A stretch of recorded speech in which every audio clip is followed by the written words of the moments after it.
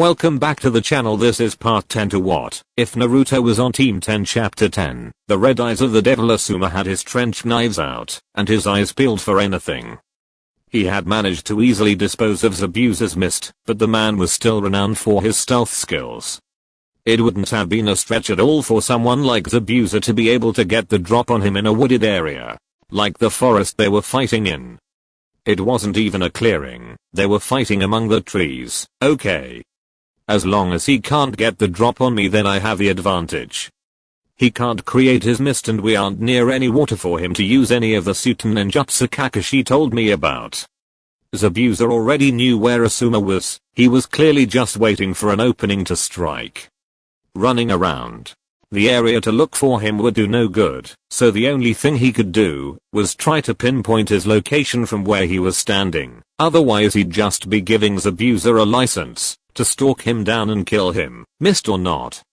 So why didn't you heed Naruto's warning? Asuma said, actually sounding rather cross at how this whole thing actually worked out. Gato's still not going to pay you even if you finished Azuna off. Zabuza's laughter echoed evenly all around him, causing the laid-back Jounin to let out a curse at not being able to use voice to find him. I'm not going to believe the words of some bleeding heart brat, just because you found my base and tried having a heartfelt conversation. He said, and when I kill you and Kakashi, and then the bridge builder, I should still have more than enough energy to deal with things, even if Gato's as foolish as you said. Asuma let out a chuckle. I know I don't have any cool nicknames like Kakashi has to help people recognize me, but I didn't win my ranking in a raffle or something, you know. After saying that, he jumped aggressively to the side to avoid a slash that took down an entire tree with one swing. Asuma turned to face the tree that had just been felled and could have represented his headless body had he not been faster, and I'm going to have to prove it for the first time in a while. Zabuza's voice rang out again. I'm sure you didn't. But Konoha ninja like you just aren't made of stuff that's tough. The same thing I told Kakashi. When I was the age of your brats, I had already taken more than my fair share of lives. Good for you, Asuma said dryly, not seeing what that had to do with him at the moment. Do you want me to tell you how cool you are, or how scared I am? Oh, I know, you probably want a cigarette, right? Sorry, I don't share with people that try to kill me. Funny man. Zabuza growled out, well, I'll clear cut this entire forest if I have to before I slice right through you. You'll be dead before the sun is fully up. Asuma sighed and held up his trench knives in a defensive taijutsu stance. I'd love for you to stop talking about it and go ahead and try it if you're actually going to do it. With pleasure, Zabuza said before a shadow dropped to the ground from behind and rushed at Asuma. A diagonal slash from a massive sword nearly sliced through Asuma as it cut into the ground, but Asuma was able to get himself to the side of the move and cut into the figure's hip with one of his trench knives. As he heard the splash of water hitting the ground, it was too much for it to be blood from a wound, and he kept himself ready and composed for the next attack. The next attack was Zabuza's sword flying through the woods swiftly, aimed right at Asuma. Seeing this almost made Asuma's jaw drop, were it not for the fact that if he had stopped to gawk at it, it would have been the last thing he would have ever seen. Jumping into the air to avoid the blade, Asuma missed Zabuza darting from the dark points of the forest that had still not been touched by the low light of the sun. Before he could touch the ground and regain footing, Asuma was knocked aside harshly from a kick by Zabuza that shot his body into a tree with a dull crack, hopefully the crack of the tree trunk, and not one of his vertebrae. Man, my taijutsu is getting sloppy. I either need to take a more hands-on approach in helping Naruto develop his, or I need to find Gai when we get back. That was pathetic. Growling to himself at getting his solidly so easily, Asuma stood back up and noticed that Zabuza hadn't taken to hiding again as he had been before, choosing to instead retrieve his sword from the tree he had embedded it in. Asuma pulled out a kunai and threw it directly at Zabuza without any setup or indication of his actions. Zabuza merely rolled his eyes when the kunai was launched as he simply stepped aside. Do you really think that a simple kunai is going to? He was silenced when the kunai punched straight through the tree his sword was caught in. He looked and saw that it had been where his head had previously been level with. Turning back to Asuma, he saw that the Konoha Jounin had vanished from his sight, and while he didn't think Asuma on his level in that department, he was aware that a Konoha Jounin hidden among the trees was a damnably dangerous thing. They all damn near grew up in the fucking forest. He preferred being in the open and using his mist to mask his approach. With something like a forest this thick, and with the trees so close together, any ninja worth their salt could find a way to turn the tables in this environment, and much like himself, from what had just been shown, Asuma would only need one shot at him to end the fight as well. When he comes out, I'm going to lop his head off and move on. But that kunai he used, is he a wind user? He must be, for the kunai to go through the tree that easily. Throwing Kubikara Chow couldn't even get all the way through the way that little kunai did. Zabuza was beginning to realize he might have made a miscalculation. If this dragged into a battle of attrition, then he might not even have enough left in the tank to keep going and take Kakashi on after he won. A Jounin, no matter the village, even if he believed it was soft or not, was not to be taken lightly. However, having a genin like Naruto who seemed to be so pacifistic on his squad, he believed that the Jounin was much the same way. You're not that bad for a Konoha ninja, Asuma said from where he himself was hidden, using his wind mastery to distort the air around him and space out the sound of his voice. Well, I'm kind of the son of the Hokage. If I didn't kick ass, I would never hear the end of it. Not being able to locate Asuma from the sound of his voice, Zabuza had to refrain from chuckling to himself. Apparently I'm not the only person that likes taunting people from the shadows, he thought to himself as he finally yanked Kubikara from the tree. Just as the blade was freed, Asuma dropped from the branches above and immediately broke into a taijutsu attack with his pair of trench knives. Zabuza was able to use his massive cleaver to keep Asuma from striking him and cutting into him before he retaliated with a hard swing of his own. Asuma held his knives and defended the attack, but Zabuza's raw power broke through his guard and threw him back and away. Stopping himself by backing against a tree, Asuma lifted his arms over his head to block a downward swing from Zabuza's sword, coming so close to being cut by the blade that it actually smacked against the metal of his headband, likely enough to be safe, but hard enough to make an audible ping noise. Asuma grunted in effort of blocking the mammoth weapon, shoving it over to the side and ducking out of its way as it finished its descent to the ground. Asuma rolled back to his feet and leapt at Zabuza from the side to make an attempt on him. Not fast enough. The former Korean boosted as he stepped out of the way and let Asuma pass by him, only for a rather deep slash to form on his chest. Zabuza watched his own blood fly through the air and seemingly saw some of it stick to an invisible surface in midair for a moment. What the hell just happened? He thought to himself. He wasn't hurt enough to quit, not by a long shot, but not knowing what happened could only be a disadvantage. Asuma slid to a stop from his rushing attack and looked back at Zabuza and the wound he had made on the imposing ninja. Nice. Okay, let's get this started for real. Hopefully the kids are doing okay against their opponent. It's 3-on-1, it should be fine. XXX, Team 10 vs Haku, this is so not cool. Naruto thought to himself as he took another set of senbon to various places on his body. Which one is real, damn it? He thought to himself, picking the needles out of his body as he stared at the dome of mirrors surrounding him. Haku's reflection, staring at Naruto impassively with the mask on her face, gave him no indication of where the next attack would be coming from.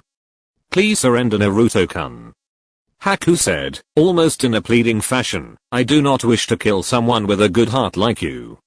I'm not going to quit, Haku, Naruto said, gritting his teeth at the mere thought of giving up when his team and tons of people were counting on him. I think I've had enough of your funhouse mirrors from hell. I think I'll leave now, he said before letting the chakra under his feet fade, allowing him to fall under the surface of the water. As he tried to swim his way under the dome of mirrors, he learned that it wasn't a dome, it was an entire sphere of ice mirrors, and the ones underwater all had Haku's reflection. Brandishing senbon, ready for attack. Son of a bitch. Give me a break already. Trying to swim back to the surface was his only option as he was far slower underwater than he was above it. Creating some clones to form a defensive shelter surround him, he quickly made his way back up, just as they were all punctured by Haku's metal needles and dispelled. Placing his feet back on the surface of the water, he began making movement, any kind of lateral movement. If he kept staying still he would only be making himself an easier target for Haku, which she didn't really need him to do for her. It seemed that for as much as he had worked on his physical conditioning after seeing and being ragdolled by Rock Lee once, he was still nowhere as fast as he wanted to be, and Haku seems faster than Lee did in his mind at the moment. The only solace he could take over the present situation was that he was the only member of his team currently stuck inside of the dome and getting systematically picked apart by the ice-wielding ninja. Naruto was far from slow. He was the fastest one on the team, not counting Asuma of course. He was leaps and bounds ahead of Ino and Shikamaru in that department. But he wasn't fighting Ino or Shikamaru, he was fighting Haku, and as long as he was stuck inside of this death trap he was just doing nothing but dragging the fight out for as long as he could. Neither of his teammates could beat Haku, of this he was certain. Confident in them he was not for this. How would Shikamaru trap her if he couldn't even determine where she was? She was too fast for Shintenshin no Jutsu to hit her. How would Ino even begin to go about fighting her? If he couldn't win, or if Asuma didn't show up then they were screwed. Taiju Kage Bunshin no Jutsu, multiple shadow clone jutsu.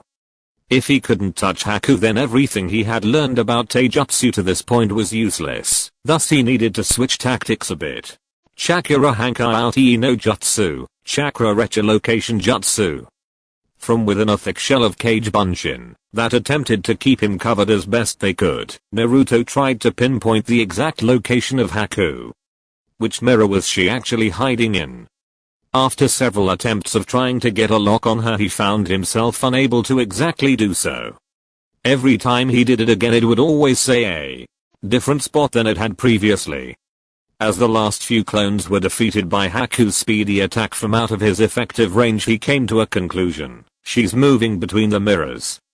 The reflections are an illusion. She only is really in one at a time, but she moves too fast for me to see. Creating more clones, Naruto watched as Haku seemed to stop playing around and obliterated them before he could even begin any kind of effort at freeing himself.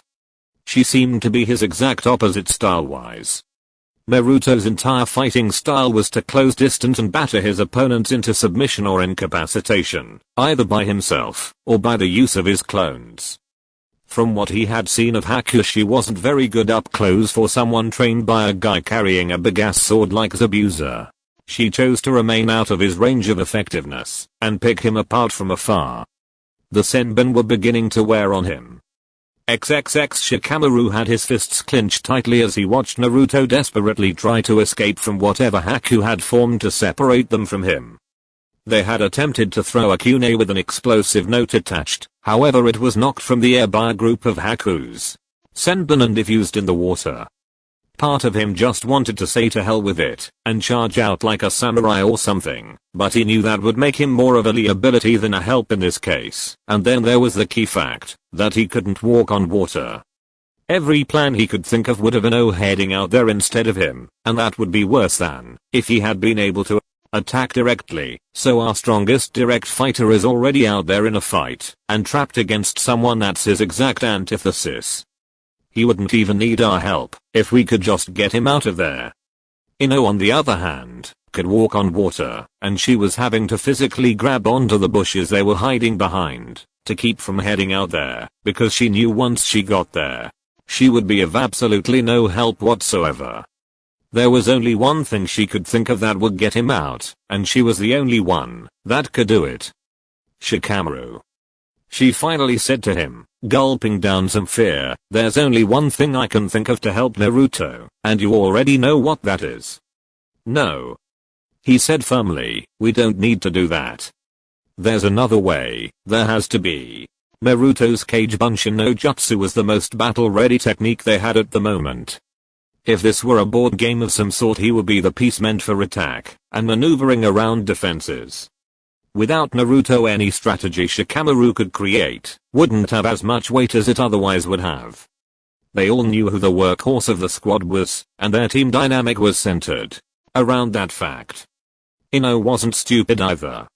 She had seen the fight up to this point, and she had also known, just as well as Shikamaru did, that Naruto in open space was perhaps one of the most dangerous genin period, rookie or not. Without him they were as good as a one-legged man in an ass-kicking contest.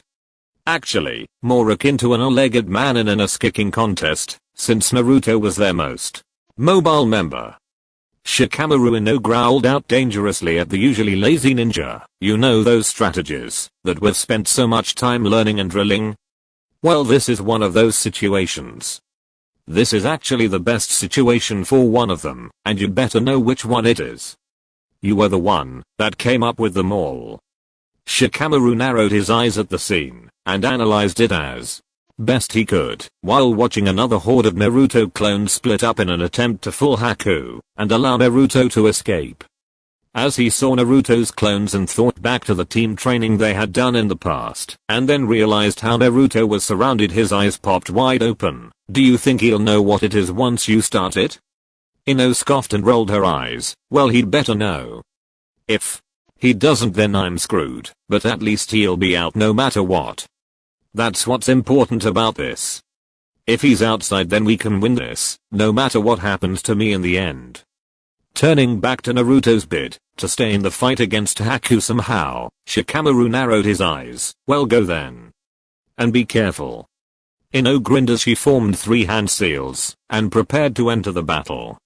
XXX. Naruto had taken to making formations of clones to get through, but no kind of setup he tried would throw Haku off enough to allow him to escape. I should have figured that a phalanx only really works when you at least have shields. Oh man, I'm stupid. But the 4 diamond formations of 5 clones should have confused her enough for me to get out. As fun as it was for him to be looking like a human porcupine and feeling like he rolled around on the ground with an actual one, he needed to get the hell out of there. He had been getting his ass kicked for long enough in his opinion, since letting go of his hold on his chakra and dropping underneath the surface of the water for a short nap started seeming like a more appealing idea than standing up with metal needles protruding all over his body and moving around. Naruto-kun, I'll only ask you this one more time. Please give up, or I will finish you this time. Haku said to him, brandishing even more senbon from her person. What the hell, did she had entire bandoliers of the things strapped to her body underneath the kimono? There's a word that I'm looking for. Naruto said to her, before creating 10 more clones and trying doggedly to get out one more time. No. I'm sorry then. Haku said before blasting the charging mass of clones with her weaponry. One of the clones thought fast and shoved Naruto out of the way of an attack, keeping the original from taking damage on this particular counterattack by Haku. Naruto growled to himself as he looked around at all of the mirrors. If you were sorry, we wouldn't be fighting. I wanted to help you, Haku, because I thought we were friends.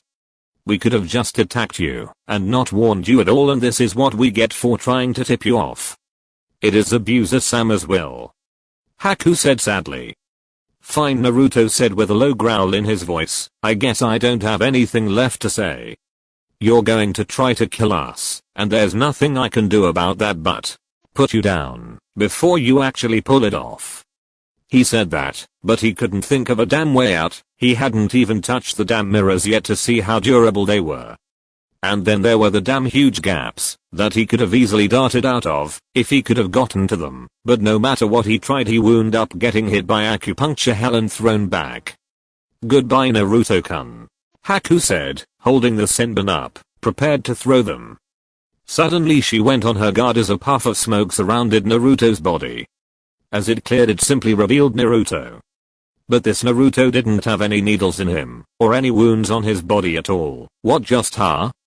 Before her statement could finish, the grinning, unscathed Naruto in the dome was surrounded by another puff of smoke, and as it cleared, revealed a battle-weary looking Naruto, the one that had been there at first. That Naruto turned to run away and escape, But he didn't get far before Haku put him down with her senbon, and behind her mask her jaw dropped as it burst into smoke, leaving her alone in the dome. She looked at the lake area surrounding her dome of mirrors and saw nothing. Naruto was nowhere in the area that she could see. What just happened? Where did he go? XXX Shikamaru smirked as a ruffle of sounds next to him signified someone's presence. Well, I have to say, I didn't think one of our plans would work in this situation. Ikaku Sankaku Buratsuku Oyu Hoke, collapsing point triangle swing, complete. Next to him, Naruto, holding in no bridal style, before crouching and setting her down low like both him and Shikamaru, was grinning like mad despite his injuries. When you used Korerami to switch with me, that scared the hell out of me. I didn't remember making any clones that got away from Haku that would have been able to do that. Ino's smile was so bright it could have lit up a dark room. Well, watching you get people all the time with henge made me realize that it's not a bad plan. I'm just glad you realized what was happening before she threw those needles at me. You sure hightailed it out of there with me once we were clear. Do you like holding me that much, Naruto? She joked before actually paying attention to his appearance. Now that they were free and clear for the moment, she was able to see all of the wounds that Haku had inflicted on him. Kami Naruto, are you going to be alright? I'll be fine, he assured her tensely as he began pulling the needles out of his body. I feel more drowsy than anything, Naruto said, blinking back some fatigue. I'm never tired though, but all I want to do for some reason is shut my eyes. Shikamaru helped Naruto pull needles from places he couldn't see or reach. Team 7 said that the hunter ninja that got Zabuza away from them hit a pressure point on him that put him out cold. Maybe that's what was happening to you. Shit, I hope not.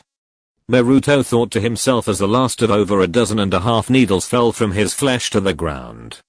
He couldn't afford to start feeling sluggish, because some pressure points took some good hits. His team needed him. They were about to come up with a counterattack, and whatever the plan was, he was probably going to be vital to whatever it was. XXX, Asuma vs Zabuza. The fight between Zabuza and Asuma was becoming a rather brutal close-up affair. After it became clear that neither of them much felt like jumping around the other, beating around the bush, they simply began trying to cut the other one down with their respective weaponry. However, Zabuza was having a smidge of trouble with Asuma for some reason. Zabuza held his blade up as a slash brushed the width of the sword. The thing about it was, Asuma's trench knife blades weren't even touching his sword. Trying to use his reach advantage for some reason just wouldn't pan out for him, maybe because when he thought he was several feet out of Asuma's range, the man would still wind up hitting his sword. There was also the fact that Asuma was actually faster than he was. More than once Asuma had caught him flat-footed and had almost taken out his head while barely needing to get in range to take shots at him. Whatever he's doing is expanding the reach of his weapons. I can't see it, so I can't accurately judge the range that he's attacking at. That style was dangerous for someone who relied mostly on close range fighting the way that Zabuza did to face off against. Asuma's taijutsu was purely intended for him to come close to making contact with his trench knives. His style was very hand-oriented. Something of a hard boxing style that even when he missed would allow him to cut his enemy if they were close enough, and most of the time they were. Zabuza seemed to have gotten the message early on and tried blocking Asuma's trench knives themselves instead of trying to dodge, so he's already worked out how Flying Swallow goes. Has he? Points to him, I guess. Zabuza let out an angry grunt of exertion as another swing of his sword saw Asuma dance back out of his range. I can't keep wasting time with this guy. There's still Kakashi to deal with. Hasn't Haku gotten to finishing off those brats yet? She probably won't ever. Asuma said with a smirk on his face as he stayed ready in his boxing stance. My brats, as you like to call them, are damn effective. They have all kinds of premeditated plans for dealing with people stronger than them. They train against me. After all, he neglected to mention that they had never really gotten to him before, but that was because of his raw experience that helped him out when they made mistakes. 3-on-1 they've got all possible bases covered. Yeah, I'm so sure. Zabuza said sarcastically, that blonde brat, that walked you right to my front door and thought he could leave, I'm certain he's a real killer. And there you go again. Asuma said in a rather disgruntled manner, the only thing you believe that makes a good ninja is how well they can kill. That's why your dream of overthrowing the Mizukage will never gain any traction. He could sense that he now had Zabuza's ire, who was going to lead afterwards. You don't know the first thing about being a leader. Your closest confidant is someone you see as a tool, expendable, and you're too aggressive for your own damn good. You couldn't even wait to hear what Naruto had to say towards Gato, didn't even listen for a moment. Zabuza rolled his eyes at having past events from Asuma. He was there, he knew what he had done, and he still couldn't care less about it. He had planned on killing Gato once they had gotten paid. The little runt seriously needed to watch who he was talking to, like he owned them in the future, if he actually lived past today. All Naruto's admittance told him was that he was right on the money and needed a plan once the job was complete. But Asuma continued, that kid has more leadership qualities than you do despite the tactical error he made getting us out here, and I don't really see it as being that bad. We can win, because I don't have any problems at all with killing you myself. You're a really big talker. Zabuza said in amusement, you do know who I'm, right? Even Kakashi was wary of me when he fought me. Yeah, Asuma said, that's because his genin were there, and he had to watch them, and Tazuna at the same time. I don't have to. I can just focus on kicking your ass, and to hell with the collateral damage. I don't have to hold back like he did. Plus you can't use your mist on me, I'll just blow it away. There's no body of water for me to use. Zabuza thought to himself, damn that brat for discovering me before they could get closer to water. Setting his sword for another attempt on Asuma's life, he prepared to come at the man again. Asuma narrowed his eyes in preparation for the charge and made a set of hand seals, Katen, Heiseki shell, fire release, ash pile burning. From Asuma's mouth, a thick black powder spewed forth and covered a wide-scale area all over the immediate area of battle. Zabuza immediately shut his eyes, and the wraps around his nose and mouth were able to filter out most of the bad air generated by Asuma's technique. Does he really think this is a disadvantage? He might as well have set my mist back up for all the good this will do him. If he can't see me, that's all the better.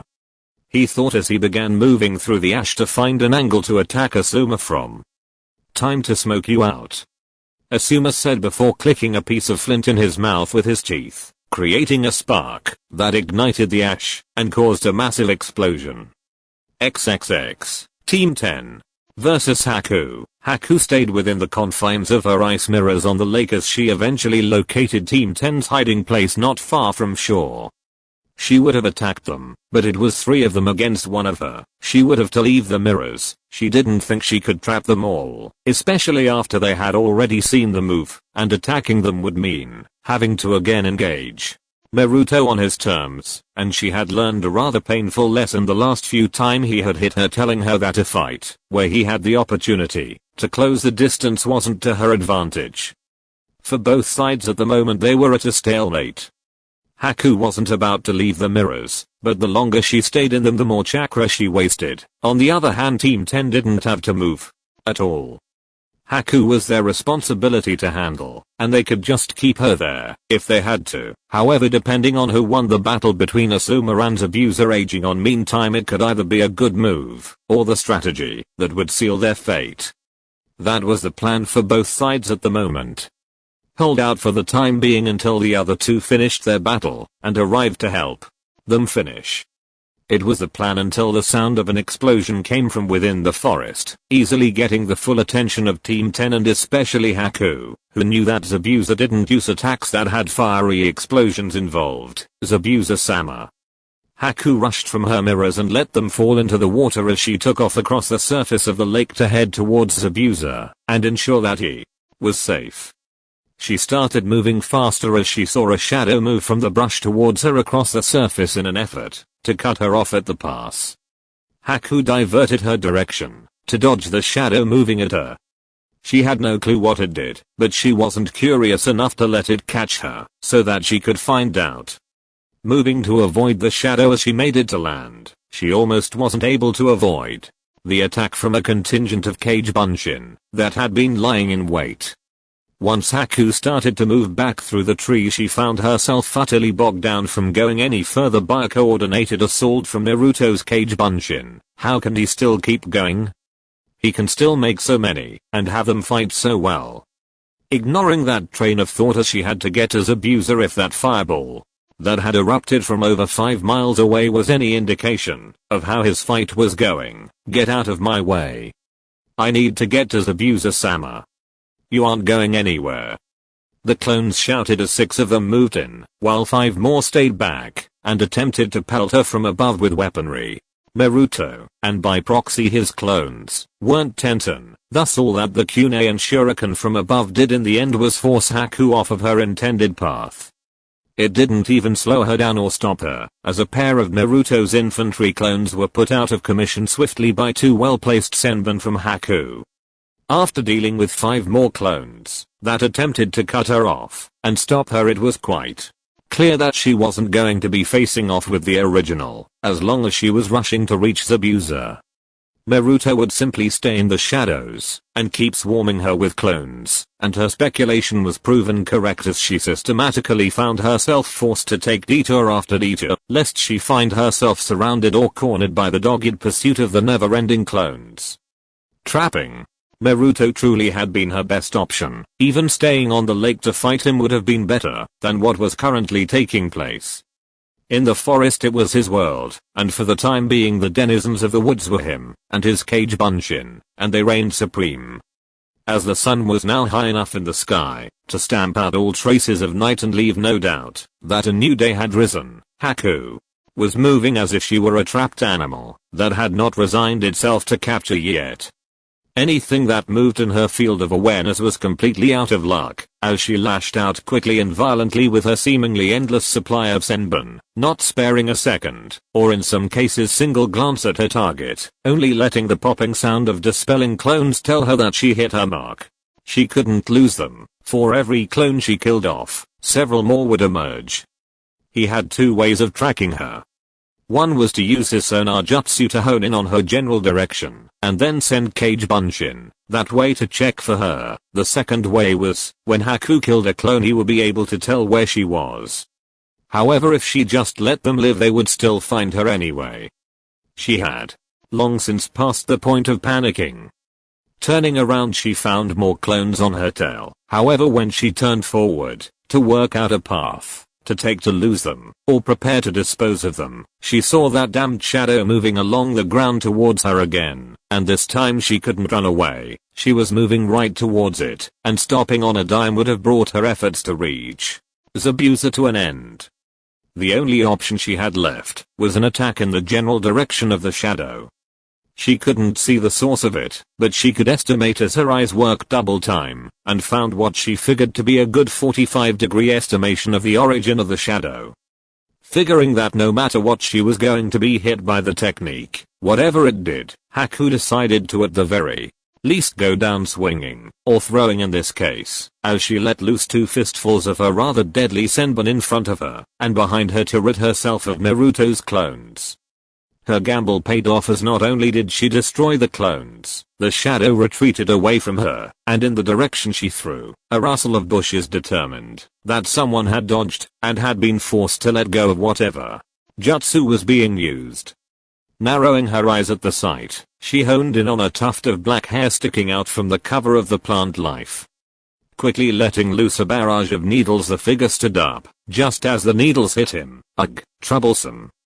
Shikamaru grunted out as he staggered back from the hits he had taken, that almost worked, sick of having gotten the runaround from this team of rookie genin for so long, and having had them keep her from getting to Zabuza to assist him. Haku didn't hesitate as she let fly with another set of senbon that hit Shikamaru dead on, and got him to let out a gasp, before falling back against a tree, and slumping to the ground. Haku moved in to ensure that he was out of commission, but a feminine shout of, "Shikamaru," alerted her to the blonde female. member of the squad, heading out from her own hiding place nearby as she tried to cut off the ice-wielding missing ninja from doing further damage to her teammate. Ino tried her best to engage Haku in close as she saw herself as the only defense Shikamaru had, until Naruto was able to catch up to her himself and fight. His clones had served their purpose for what they had been intended for, but that plan had fallen to hell once Shikamaru was hurt. Unfortunately for Ino, after dealing with Naruto and his clones, which had a far greater capacity in clothes than her, and with the fear, adrenaline, and anger moving through her system by Zabuza's unknown fate and the fact that she was being held back from helping him by these kids detaining her, Haku was quick and merciless to the young girl. While Haku would be the first to admit that her taijutsu was absolutely abysmal, she had her senbon in hand, and Ino wasn't as good at defending attacks as Naruto was from someone faster than herself. Ino let out a desperate gasp as Haku seemed to float around the punch she threw to make her way to the girl's back. Ino desperately tried to turn to defend herself, but there was nothing she could do. She's so much faster than Naru. She was never able to finish her thought as a needle found its way to the side of her neck, forcing her eyes to roll into the back of her head and dropping the girl to the ground. With the two genin around her overcome, Haku didn't feel like sticking around to try and deal with Naruto once he was able to arrive with his seemingly infinite backup. Sparing one glance back at the unmoving genin duo, she kept moving towards where she saw the explosion from earlier. XXX Haku's barrage on him inside of the dome of mirrors had taken a toll on Naruto. Once the needles were removed from his body, he realized that he had been hit in areas by Haku that would intentionally slow him down. A few more and he wouldn't have been able to even stand up, let alone continue to fight. Ino had gotten him out at the right time. His mobility shot, Naruto made up for his new lack of speed by making 3 cage bunshin. His chakra dispersed evenly between them and forced them to provide the raw chakra for his clones that he would use to corral Haku towards Shikamaru's shadow. After bouncing her around for a bit and allowing Shikamaru and Ino to get into their positions, his clones did their jobs perfectly. They were slower, but the sheer amount of them that he was able to create made up for his own physical deficiencies. He also discovered that, if he used Chakra Hankai no Jutsu, his clones could get the same sight of the area that he could. This was by the main Naruto, who lagged behind to triangulate Haku's position and guide his clones. He had been impressed and unnerved when he realized the rate that Naruto was cutting a swatch through his clones, especially when she started taking out his platoon commander clones, eventually keeping his company of Cage Bunshin from being able to reform. When she finished off his original 3 clones, keeping him from continuously flooding the area near Haku with clones, his blood ran cold, especially when a quick check of his sonar jutsu let him know that Haku was right by Shikamaru and Ino. His legs had never burned so intensely in his entire life as his muscles seemingly demanded him to stop and rest, but he continued on. Another check revealed that Haku was no longer there, but 2 bodies were, and they weren't moving. As he burst into the area, Naruto first laid eyes on Ino, on the ground, face down and not moving. Ino. He ran over to her and turned her over to find that she gave him no reaction whatsoever. Ino, come on, wake up. Reaching to test her pulse, he pulled his hand back, like he had been burned, when he didn't find one. No. Come on, you're tougher than that, just wake up. A cough to his side forced him to turn his head to find Shikamaru sitting against a tree, his body full of needles as opposed to the single one in Ino's neck. Carefully picking his blunt teammate up, Naruto carried her over to Shikamaru and set her down by him so that he could check him over. Shikamaru, I'm sorry. I just wasn't fast enough to keep up. You guys can't die on me here. This was our first real mission. Second real mission, idiot. Shikamaru said quietly with a smirk on his face. We finished that first one, so I guess we weren't completely worthless, right? And as long as that bridge builder guy is safe and finishes the bridge, we finished this one too. Naruto shook his head desperately as he felt tears stinging his eyes. No, we didn't, damn it, this mission isn't successful if we all don't make it back to Konoha. Come on, you lazy bastard, show some fight for once. Don't you fucking give up. Shikamaru's eyes started closing, crying, "Naruto? Man, that's so uncool, but then again you weren't ever really one of the cool guys, just like me, and Chouji, that's what I like about you." He finished as his lids closed completely. After saying that, Shikamaru's body went limp against the tree, and didn't move again, just like Naruto looked back at the young Yamanaka girl and couldn't keep his eyes on her as he looked down at the ground. With one hand he closed her eyes, before punching the ground repeatedly, hard enough to break his hand. With his good hand, Naruto gathered the chakra to make Chakra Hankai out no Jutsu and let out a pulse that allowed him to see Haki moving swiftly towards where he presumed Asuma and Zabuza were. Clenching his jaw shut tightly as tears were freely falling down his face, he couldn't comprehend how angry he was. It was his fault. He knew he was the one that needed to be near them in case of trouble, as he was the only one that was suited to deal with an opponent as dangerous as Haku directly, but his body chose to crap out on him when he needed it to go a bit longer. And now his teammates were dead. All because he wanted to warn someone that he thought was his friend. All because of Zabuza and Haku.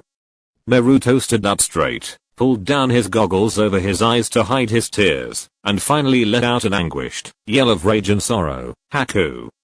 He then immediately charged after Haku, dead set on finding her and keeping her from bringing harm to his sensei the way she had done to his other squad members. This was a situation that he had created, and it was his fault. He was the one that had to handle it the best way that he could.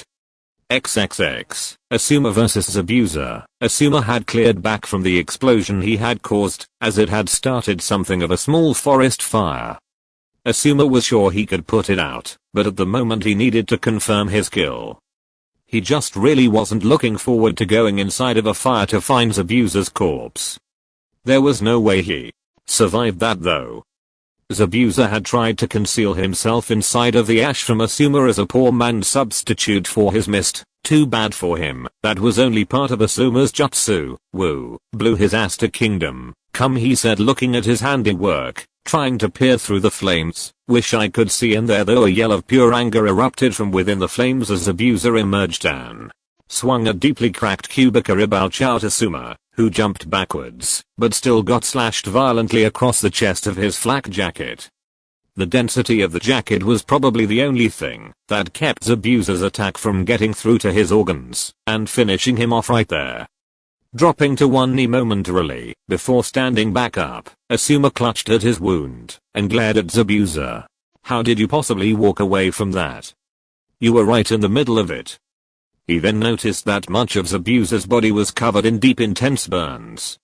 Most of his front was horribly wounded. His facial wrappings were burned mostly off of his face, revealing his shark-like teeth as he breathed heavily, trying to keep himself out of shock.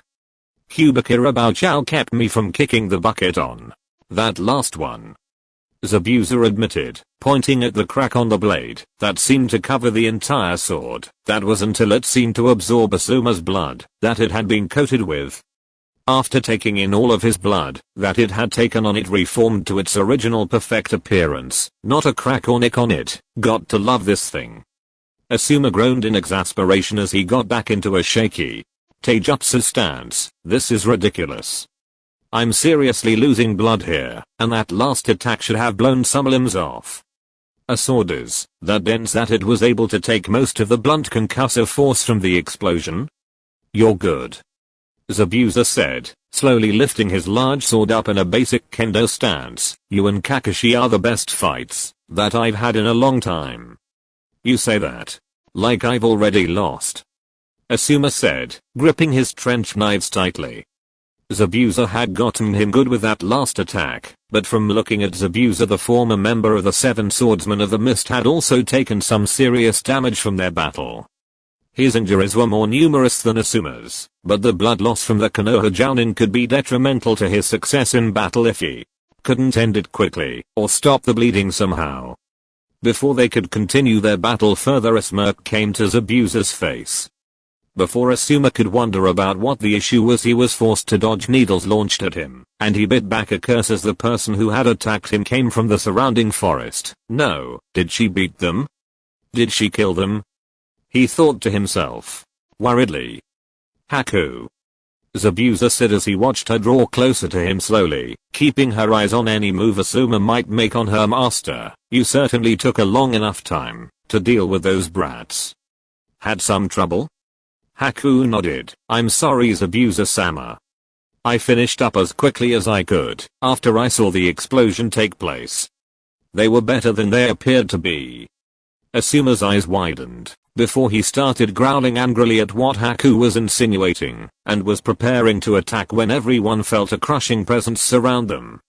Asuma immediately had a flashback to 12 years earlier and swallowed down a lump of fear in his throat, realizing who it was. Don't panic.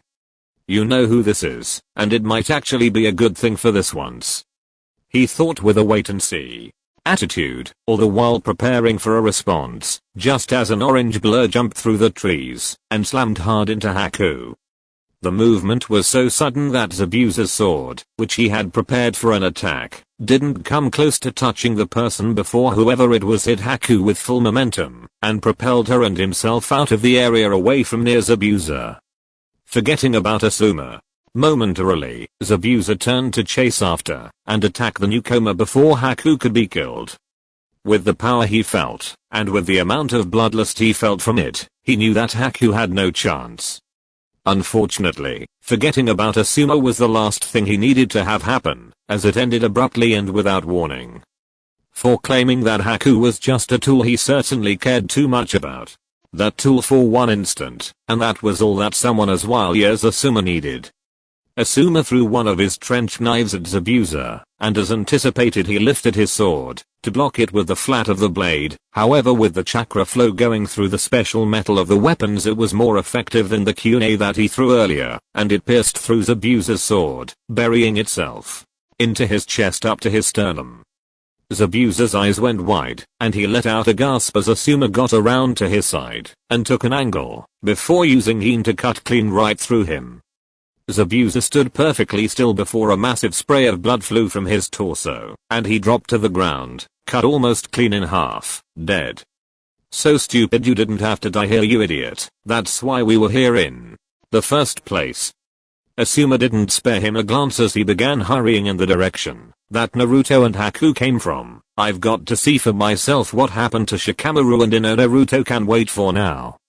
XXX again and again it happened, like clockwork almost.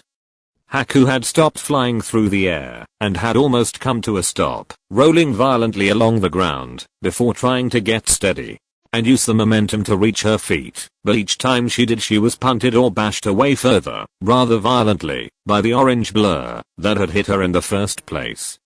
Eventually her body hit the trunk of a tree with a sickening crack and she slumped to the ground, sitting against it. Behind her mask her eyes were fluttering open and closed before she realized why she had run away from the genin she had been fighting in the first place.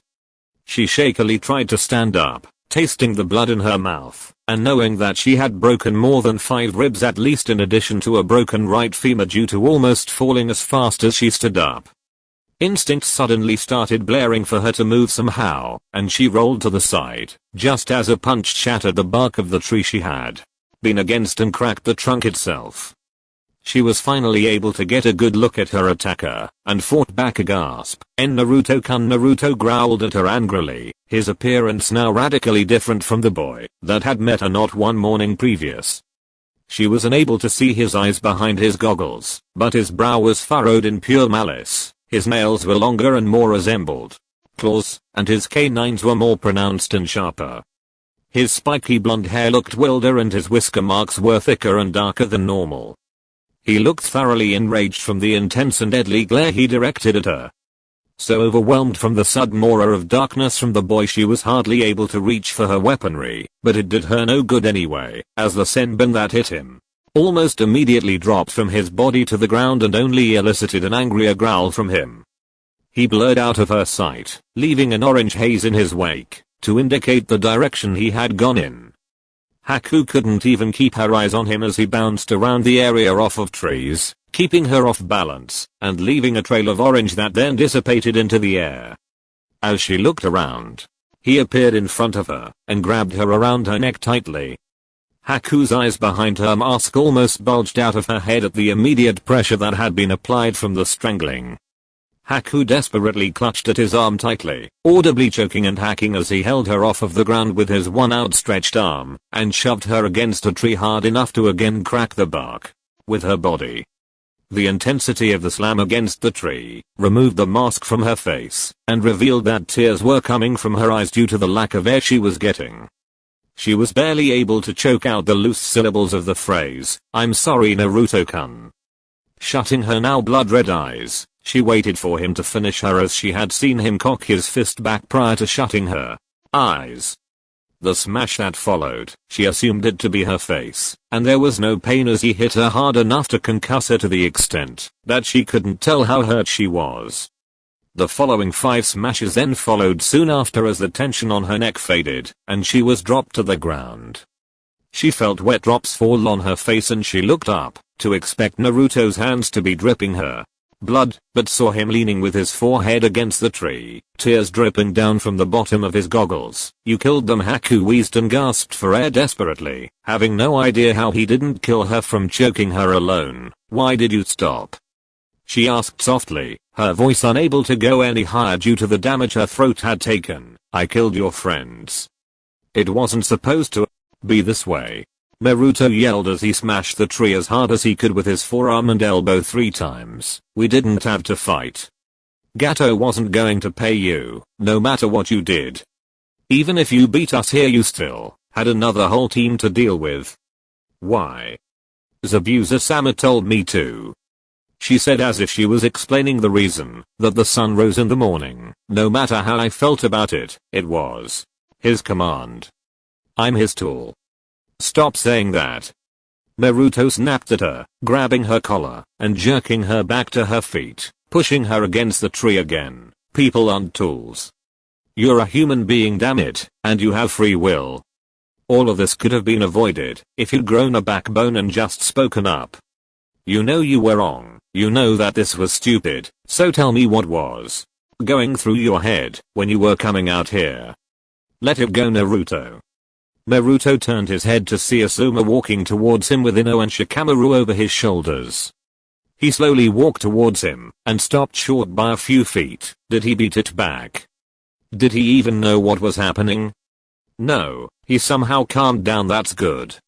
He walked directly behind Naruto and looked at Haku, who once she got a look at Asuma looked at him rather pleadingly, asking him a silent question that she knew he had the answer to.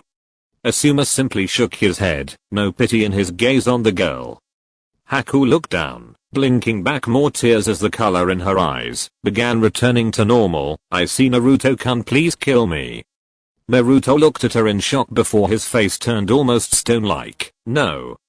You're not getting off that easily," he said, getting her to squirm weakly in his grip that was like iron.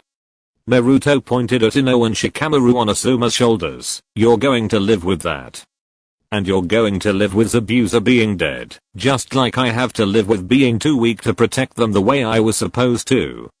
Tears started falling from behind his goggles again, and before Haku could dispute and beg for him to kill her again, Naruto grabbed her forehead and abruptly smashed the back of her head against the tree, rendering her unconscious. Naruto picked up her lifeless body and turned back to Asuma. "I'm ready to go back to the house, Asuma-sensei," Naruto said bitterly, listlessly, in a voice that sounded dead. Asuma reached into one of the undamaged pockets of his vest, carefully so as not to disturb Ino or Shikamaru, and stuck a cigarette in the boy's mouth, lighting it for him without a word as he did the same for himself. "And that's why I do this, kid.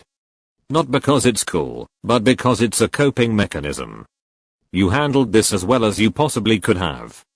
He motioned with his head and began to carry the other 2 genin back to the house. "Come on." Naruto just stood with a smoke stick in his mouth, not even trying to enjoy it, before he finally started moving behind Asuma at a reserved pace. They walked for quite a while, not saying a word between them, until they stepped out from the forest, signifying that they were near Tazuna's. As they neared the house, they saw slashes on trees in passing, and a cut-up door as well leading towards the house. Gritting his teeth angrily, Naruto looked up at Asuma, who nodded at him that what he wanted to do was okay. He said Haku on one of Asuma's shoulders along with the others, and cracked his neck, before rushing away in a shunshin. XXX. On the main path towards the village from Tezuna's house, the two bodyguards of Gato's that wielded katana were leading a tied-up Tsunami who walked with her head down in resignation. She fell to the ground on the off side of the path once she was shoved there by one of them, the one with the eye patch and a lack of a shirt. "We're in no rush, right?" he asked his partner with a sick grin on his face. "All we have to do is make sure the bridge builder's daughter gets there." He didn't say when, and he didn't say that we couldn't have any fun with her either, did he? The white-haired man in the purple hat rolled his eyes. "Fine, just hurry up, damn it. I don't want to be out here all day." Hearing that brat cry and yell for us to not take his mommy pissed me off. Useless runt. You could hear him cry from half a mile out while we were leaving. I might have a go myself, just to spite the bitch for creating the kid in the first place. The first man began to drag Tsunami until a voice sounded out, "Please let her go." Both of them looked down the path to see Naruto walking towards them. "I'm in a really bad mood right now, and I might be overreacting, but what were you about to do to her?" The man whose fun had just been interrupted whipped around at Naruto angrily and drew his sword. "Whatever the fuck I want, brat. Hold up on Tezuna's daughter for a second, Wereji," the white-haired man said as he drew his own sword. "Look at the headband. This is one of those ninja brats that Gato told us to kill if we got the chance." They both started stalking slowly towards Naruto. Naruto sighed and flicked open his Kyune pouch, putting the men all on edge. "Do you know why thugs like you like weapons like those swords you're holding so much? I'm not going to say that it's some inadequacy thing that you guys have with your equipment downstairs, because I don't know, and I don't really care," he said, getting them to bristle in anger. "No, losers like you like weapons, because a normal guy's automatically stronger than other normal people with a blade in his hand, and he can make himself rich and feared by pointing it at others with intent to harm. Because with a weapon, even pussies like you can be tough guys if you've got blades in your hands." The man with the eye patch stomped forward angrily in an effort to cut Naruto to pieces, but stopped when he heard his partner cry out in alarm from behind him. He turned and saw that another Naruto had appeared behind him and had grabbed him around the waist and his arms, squeezing tight enough to get him to drop his sword on the ground. "Wereji, help. Genshi Kyujo, atomic extermination." Naruto's clone lifted the white-haired man up and abruptly jerked his body back to bridge over and slammed the man harshly on his head and neck, leaving it bent at an awkward angle as his body bent over in the direction he was slammed on it in. Wereji was about to move to retaliate on the clone when he heard Naruto's voice in his ear from behind, "And what I really hate is a pussy with a blade in their hands. Kuro en Archsurao, fade to black." He lifted his arm high above his head from his perch behind Wereji on his shoulders, and slammed his elbow down as hard as he could on the base of his neck. The mouth of the hired thug twisted in agony, before he bonelessly dropped to the ground in a heap.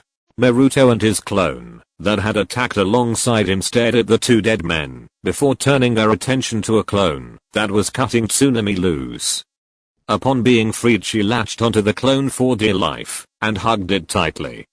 Naruto walked over and dispelled his clones before helping her up. "Are you okay?" he said with his goggles still down over his eyes.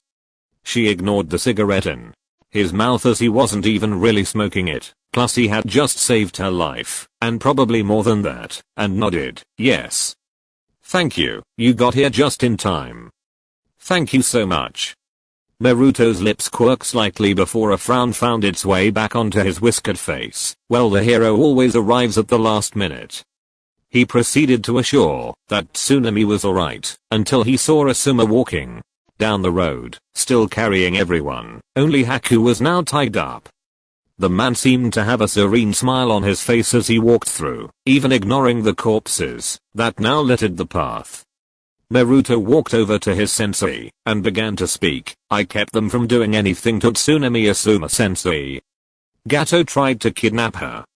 "I hope you fucked them up," Gato's a prick, a feminine voice said weakly from Asuma's shoulder, getting the man to grin wider.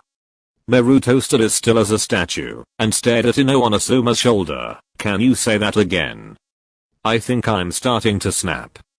Gato's a prick, the voice said again. Ino weakly lifted her head, locking her blue eyes with Naruto's. I heard you 1. She motioned her head weakly to Haku on the other shoulder. I can see that you 1. 2. Way to go, Naruto. She finished with a small smile. Naruto said as he lifted his goggles off of his face and walked towards her slowly, putting a hand on her neck and feeling her pulse, getting her to arc a delicate eyebrow in confusion. You're really alive. Oh man, don't ever do that again. I've never been so scared in my entire life. He looked over at Shikamaru. What about him? Is he alive too? He started shaking Shikamaru. Shikamaru, speak to me. The boy groaned lowly and kept his head lowered. I finally get an excuse to sleep, and the first thing you do is wake me up, you troublesome bastard. A smile grew on Naruto's face, and he put his goggles back down over his eyes to hide the tears building in his eyes again, for a positive reason this time.